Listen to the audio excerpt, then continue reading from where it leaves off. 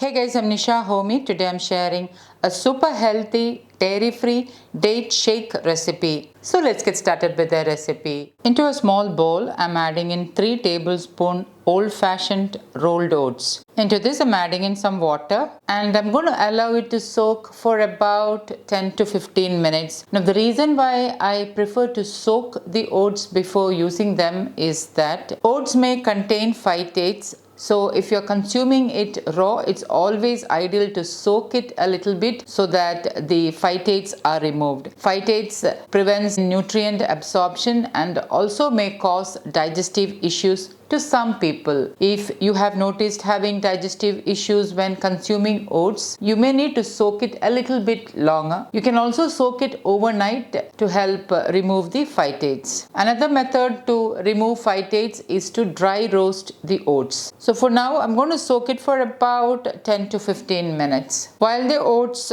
are getting soaked, I'm getting ready the other ingredients. So I have soaked overnight about 7 to 8 almonds and I'm going to peel the almonds. Peeling the skin and soaking it overnight will help to remove the phytic acid content in the almonds. Okay, now it's about 15 minutes and the oats are nicely soaked. I'm going to wash and rinse it a couple of times and then I'm going to keep it on a strainer. Into my blender jar, I'm adding in the overnight soaked and peeled almonds. Add in 1 cup of structured water. Structured water is nothing but water stored overnight in a copper vessel. Add in the soaked and strained oats, 1 tablespoon chia seeds, 1 teaspoon raw cacao powder. Next I'm adding in 3 soft medjool dates.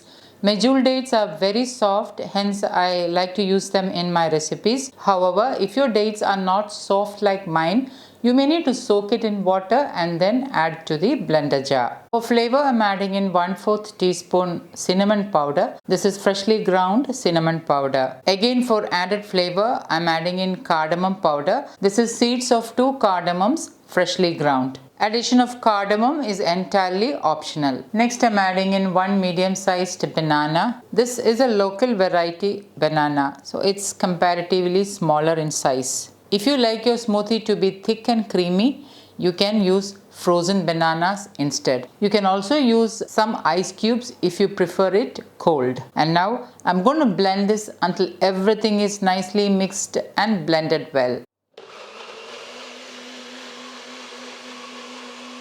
Pour the thick and creamy date smoothie into a serving glass. You can see how creamy the date smoothie is. Sprinkle some raw cacao nibs for added crunch and flavor. And my super healthy date smoothie is ready to serve. So guys, do try this healthy date smoothie and let me know how it turned out. Thank you for watching and until next time, take care. Bye-bye.